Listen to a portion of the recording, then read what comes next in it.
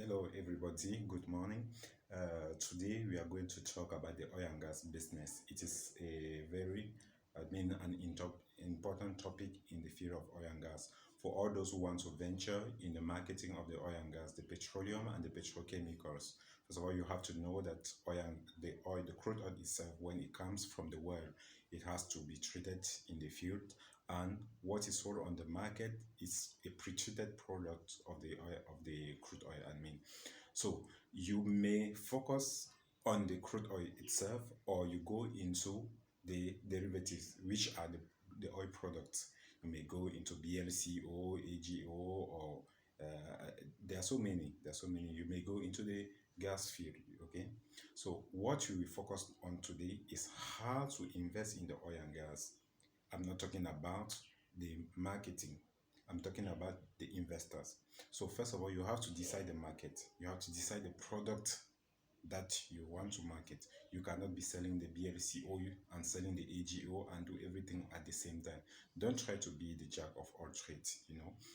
What you have to do first is to select the market. You may say Nigeria, you may say Africa as a whole, you may say Europe as a whole. Okay, then you decide which product you want to market, whether it is the AGO, which is really, really, really a lucrative business in Africa. Okay, you decide whether you have to sell the AGO. Okay, let's consider, for instance, you have decided that it is AGO, that you want to venture into AGO marketing. The first thing to do, you have identified your market. You have identified the product you want to sell, but how do you get into it? The first thing you have to do now is to go to your partners. Start looking for the suppliers. The first thing is the suppliers. Start looking for the suppliers. Once you have the reliable, and I insist on it, the reliable suppliers, you can now look for your clients. You already know, since you have decided where to sell, so you know where to find your customers, right? Okay, now you have a reliable supplier. A reliable supplier is the one that can supply the product right at the moment you need it. Okay, so you have the supplier, you have their contact, you have their email address, you have worked with them before.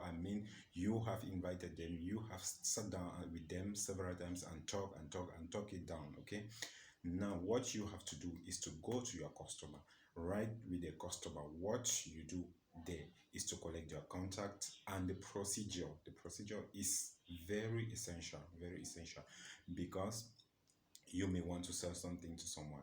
Okay, he's expecting you to come with the product. What do you do right at that time? You come with it. He will say, what is the procedure? How do you get the money? How do you pay back the bank? You get the point.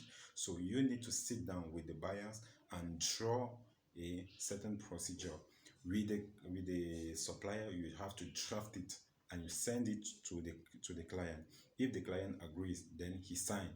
This is what we call an agreement. Okay, he signed, and then you can now ship the product to him.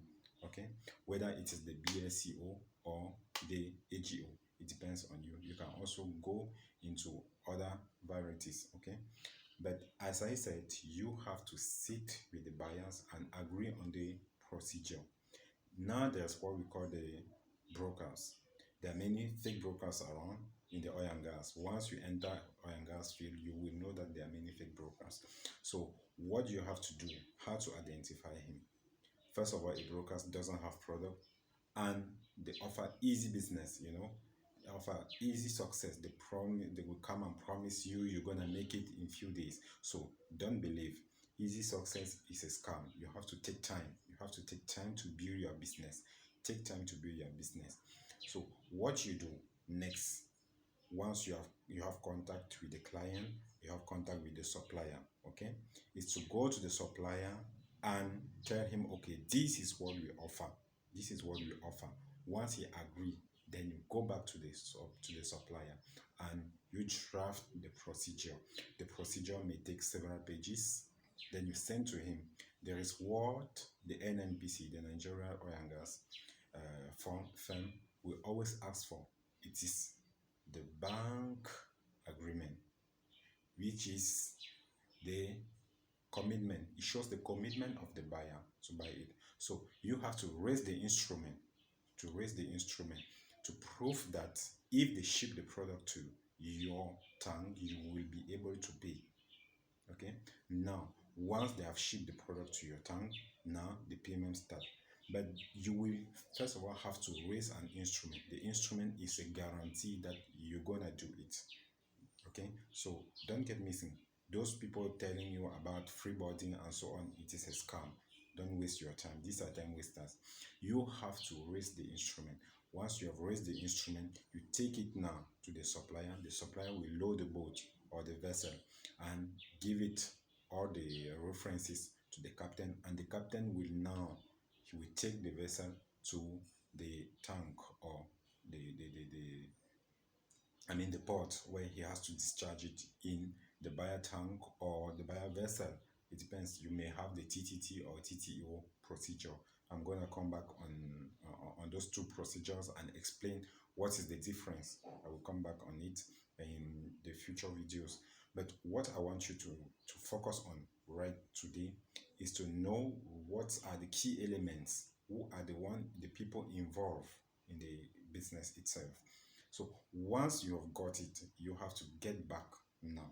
You have to get back to the bank to get the draft, from which you go to the NNPC and you get the agreement to ship it, because you know that there's piracy, especially if you are shipping it from Nigeria, there's piracy. So you have to be very careful. Thank you.